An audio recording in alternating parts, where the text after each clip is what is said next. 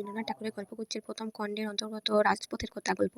রাজপথের কথা গল্পে রাজপথ অর্থাৎ রাস্তা নিজের সম্বন্ধে বলতে মানুষ সবসময় আমার উপর দিয়ে চলে আসা করে, অর্থাৎ একটুকু আমার সময় নেই।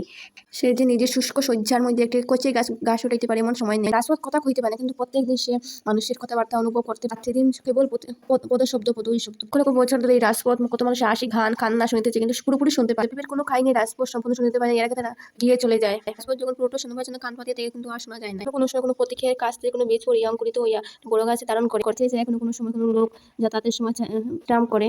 রাজপথ দুঃখ করে যে সে কাহারও লক্ষ্য নয়, কাহার উপায় মাত্র। মানুষ নিজের গন্তব্যস্থলে যাওয়ার জন্য শুধু রাস্তা অর্থাৎ রাজপথকে ব্যবহার করে। যখন কোনো গৃহে বা কোনো জায়গায় যাওয়ার সময় রাস্তা দিকে যায়, যখন রাস্তাটা একটু বড় হয়, তখন সেই রাস্তার উপরে বিরক্তি প্রকাশ করে তার রাজপথ।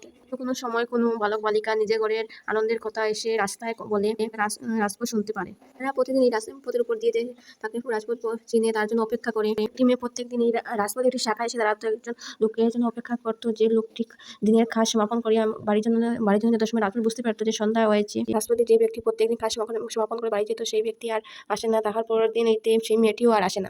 মেয়েটির পায়ের শব্দ আর রাজপথ অনুভব করতে পারে না। রাজপথের কিন্তু এগুলো মনে রাখার সময় নেই, কারণ প্রত্যেক দিন কত মানুষ আসে যায়, তাদের আসি খান্না রাজপথ অর্ধেক শুনতে পায়, অর্ধেক পায় না। এর আগে তাদের গিয়ে কি গন্তব্যস্থলে চলে যায়।